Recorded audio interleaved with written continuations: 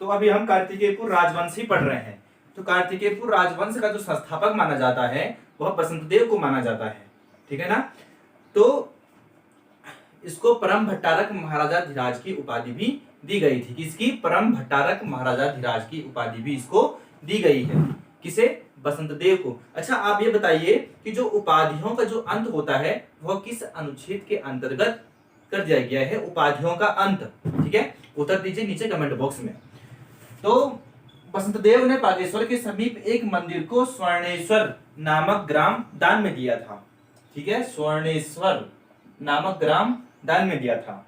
बसंतदेव ने बागेश्वर के समीप एक मंदिर को स्वर्णेश्वर नामक ग्राम दान में दिया था। तो इसके बारे में जानकारी कहां से मिलती है? बसंतदेव के बारे में जानकारी बागेश्वर, पांडुकेश्वर और बैजनाथ आदि ताम्र लेखों से इसके बारे में जानकारी मिलती है। नेक्स्ट, वास्तुकला और मूर्तिकला के क्षेत्र में, वास्तुकला, ठीक है ना, वास्तुकला और मूर्तिकला के क्षेत्र में इसे उत्तराखंड का स्वर्ण काल भी कहा जाता है, ठीक है ना। वास्तुकला और मूर्तिकला के क्षेत्र में उत्तराखंड का इसे स्वर्ण काल भी कहा जाता है। जो व्हाइट बोर्ड पर लिखे हुए हैं महत्वपूर्ण बिंदु है, ठीक है ना, आपने कुछ भी नहीं छोड़ना है। नेक्स्ट, बसंतदेव ने जोशीमठ में नरसिंह मंदिर का निर्माण करवाया था। जोशीमठ में जो नरसिंह मंदिर है उसका निर्माण किसने करवाया? कार्तिकेयपुर राजवंश के संस्थापक कौन है? बसंतदेव। तो बसंतदेव ने ही जोशीमठ में नरसिंह मंदिर का निर्माण करवाया था। नेक्स्ट, कार्तिकेयपुर राजाओं के आदि पुरुष, ठीक है ना, कार्तिकेयपुर राजाओं के जो आदि पुरुष कहा जाता है वह कहा जाता है राजा शालिवाहन। राजा शालिवाहन को कहा जाता है आदि पुरुष। इसके बाद बसंतदेव के बाद दूसरे राजा का उल्लेख नहीं मिलता है। इसके बाद सिर्फ तीसरे राजा का उल्लेख मिलता है, ठीक है ना। तीसरा राजा कौन था? खरपरदेव वंश, यानी कि खरपरदेव था तीसरा राजा। कार्तिकेयपुर राजवंश में जो तीसरा राजा हुआ वह खरपरदेव हुआ। तो तीसरा राजा खरपरदेव थे, क्लियर। यह कन्नौज के शासक यशोवर्मन के समकालीन थे, ठीक है, कन्नौज के शासक यशोवर्मन के समकालीन थे। कौन?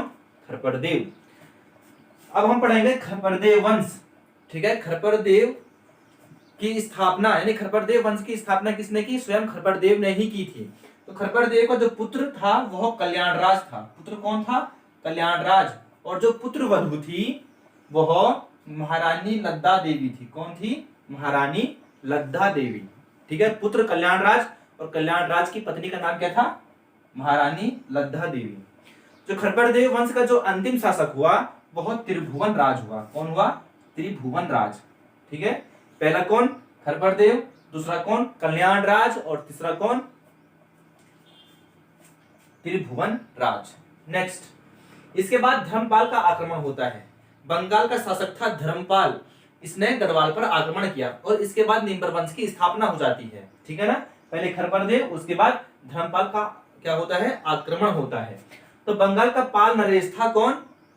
धर्मपाल। धर्मपाल ने गढ़वाल पर आक्रमण किया। ये कहां से पता चलता है? यह नालंदा अभिलेख से इसके बारे में जानकारी मिलती है कि धर्मपाल ने गढ़वाल पर आक्रमण किया था। नेक्स्ट, इसी के साथ खरपरदेव वंश के बाद निम्बर वंश स्थापित हो जाता है, ठीक है। निम्बर वंश इसके बाद स्थापित हो जाता है। निम्बर कौन था? यानी निम्बर शैव धर्म को मानता था। किसे मानता था? निम्बर शैव धर्म को ये मानता था। और इसने पाल शासकों के साथ क्या की? संधि की। महत्वपूर्ण है कि पाल शासकों के साथ संधि किसने किया? निम्बर ने, ठीक है, जो कि शैव धर्म को मानता था।